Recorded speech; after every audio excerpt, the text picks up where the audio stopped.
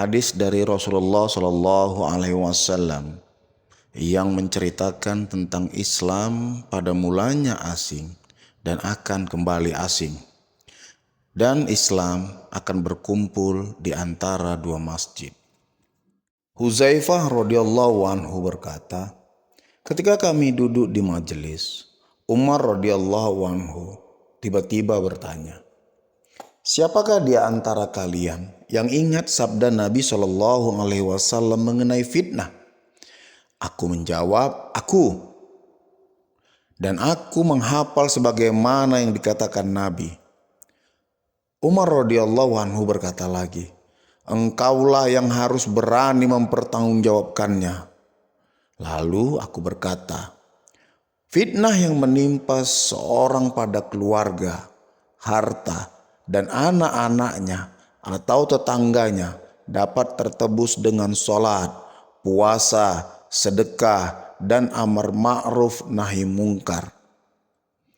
Umar radhiyallahu anhu berkata, bukan itu yang aku tanyakan, tetapi fitnah yang besar bagaikan gelombang air laut. Huzaifah menjawab, engkau tidak perlu cemas atau terkena fitnah itu, ya Amirul Mukminin. Sebab di antaramu dan fitnah itu ada pintu yang terkunci rapat. Umar radhiyallahu anhu bertanya, apakah pintu itu akan dibuka atau dihancurkan? Huzaifah menjawab, dihancurkan.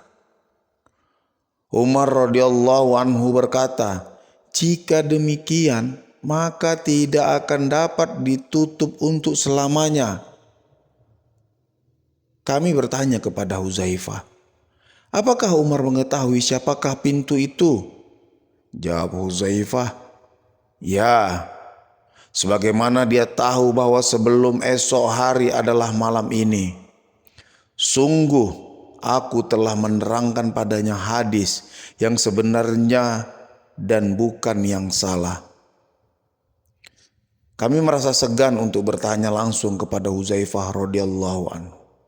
Maka kami menyuruh Masruq menanyakan siapakah pintu itu.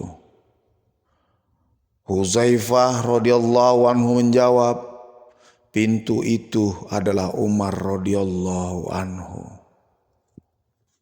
Abu Hurairah radhiyallahu anhu berkata, Rasulullah Shallallahu Alaihi Wasallam bersabda, sesungguhnya iman itu akan kembali berkumpul di Madinah, sebagaimana ular kembali ke dalam lubangnya.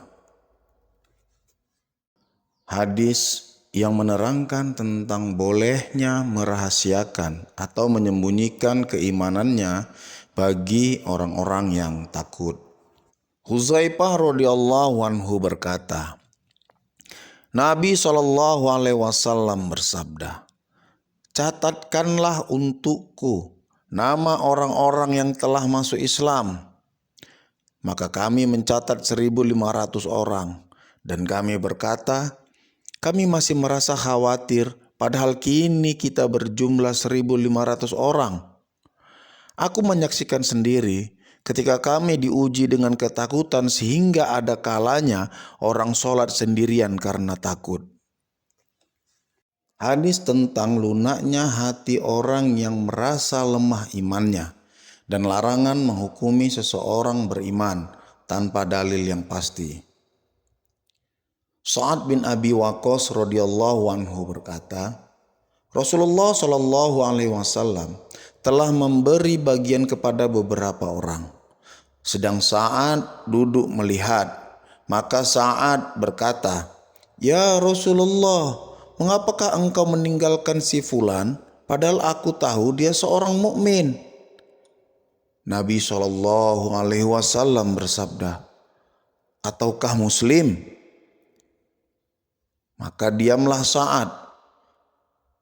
Kemudian mengulang pertanyaannya. Ya Rasulullah, mengapakah engkau meninggalkan fulan? Demi Allah, aku tahu dia seorang mukmin. Nabi Shallallahu Alaihi Wasallam bertanya, ataukah muslim? Maka Sa'ad diam sejenak, lalu mengulang kembali pertanyaannya. Dan Nabi juga mengulangi sabdanya. Kemudian Nabi SAW bersabda, "Ya Sa'ad, ada kalanya aku memberi kepada seseorang, padahal yang lain yang tidak aku beri lebih aku sayangi. Karena khawatir kalau ia, orang yang kuberi, akan terjerumus ke dalam api neraka." Maksud hadis ini adalah Nabi SAW lebih memilih memberi pada orang yang lemah imannya. Karena beliau khawatir jika orang itu tidak diberi akan mencela Nabi SAW sehingga menyebabkannya masuk ke dalam neraka. Hadis tentang bertambahnya ketenangan hati karena adanya bukti. Abu Hurairah radhiyallahu anhu berkata, Rasulullah SAW bersabda, "Kami lebih layak untuk ragu daripada Nabi Ibrahim alaihissalam. Ketika ia berkata, 'Ya Tuhan, perlihatkanlah padaku bagaimana Tuhan menghidupkan orang yang telah mati.' Tuhan bertanya, 'Apakah engkau tidak percaya?' Jawab Nabi Ibrahim alaihissalam, 'Sungguh aku telah percaya.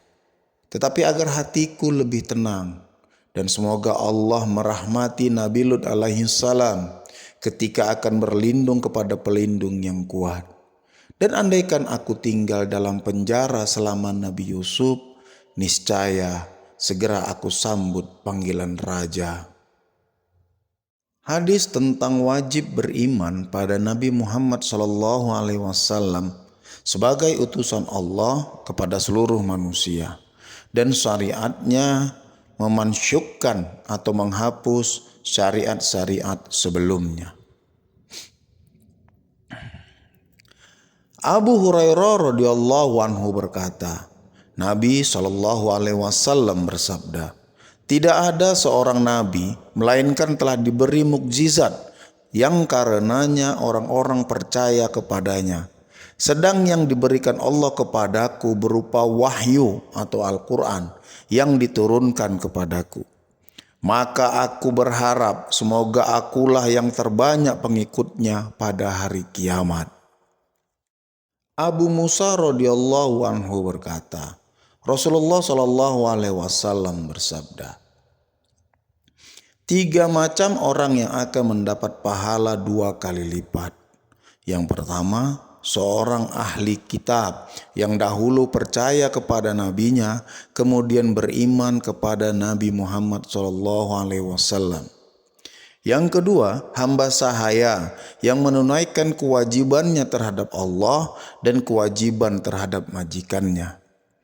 Yang ketiga, seorang majikan yang memiliki budak wanita yang dididik dengan baik dan diajari agama sebaik-baiknya, kemudian memerdekakan dan menikahinya. Mereka ini mendapat pahala 2 kali lipat." Hadis tentang turunnya Nabi Isa alaihissalam untuk melaksanakan syariat Nabi Muhammad SAW. Abu Hurairah radhiyallahu anhu berkata, Rasulullah SAW bersabda, "Demi Allah yang jiwaku berada di tangannya, sudah dekat waktu turunnya Nabi Isa putra Maryam kepadamu sebagai hakim yang adil. Lalu ia menghancurkan semua salib, membunuh babi, menghapuskan jizyah, dan berlimpah harta kekayaan, sehingga tiada seorang pun yang mau menerimanya atau menerima sedekah." Abu Hurairah radhiyallahu anhu berkata, Rasulullah SAW bersabda, "Bagaimana keadaanmu jika turun kepadamu Isa putra Maryam alaihissalam sedang imam atau pemimpinmu dari kalanganmu sendiri?"